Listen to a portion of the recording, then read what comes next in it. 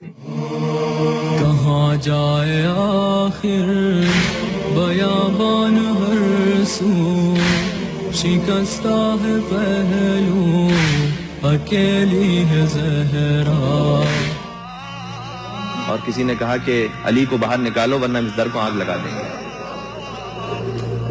اب میں بالکل آپ کے سامنے روایت کا ایک ایک جملہ پڑھتا چلا جاؤں تو ایک آواز آئی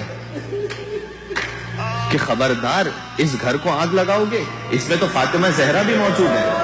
کچھ دیر بعد لکڑیاں جمع ہونا شروع ہوئیں، لکڑیاں جمع ہوتی گئیں اور پھر آگ بھی لگ چکی تھی، دروازے کو دھکا بھی دیا جا رہا تھا.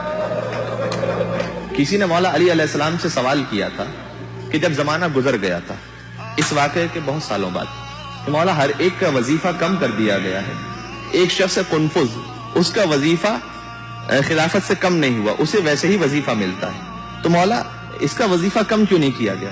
تو مولا نے اس وقت کہا تھا کہ یہ ایک اس تازیانے کا انعام ہے کہ جو بازوئے فاطمہ زہرا پہ مارا گیا تھا. مقتل کا اور روایت کا جملہ ہے حتی سارک الدمل جل اسود، وہ تازیانہ لگا کہ سیاہ نشان ہمیشہ کے لیے فاطمہ زہرا کے بازوں پر باقی رکھ گئے. اس پر اتنا دھکا دیا گیا کہ بی بی اب در و دیوار کے درمیان تھی. میں نے پہلے بھی یہ جملہ کہا تھا لیکن آج پھر دہرا رہا ہوں کہ میں سید نہیں ہوں، غلام سید ہوں، لیکن جتنے سادات یہاں تشریف فرما ہے آپ کی تو ماں ہے.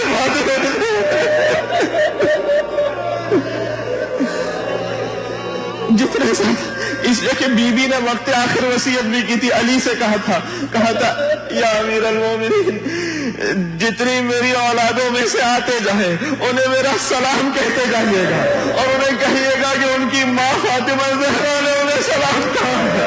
آیت اللہ وحید خراسانی نے جب اس جملے کو پڑھا کہا اے سیدو تمہاری ماں نے تمہیں سلام کہا تھا جب روز شہادت حضرت فاطمہ زہرا ہو تو اپنے گھروں سے باہر نکلنا اور کہنا اے ماں فاطمہ زہرا ہم آپ کو سلام کا جواب دیں گے.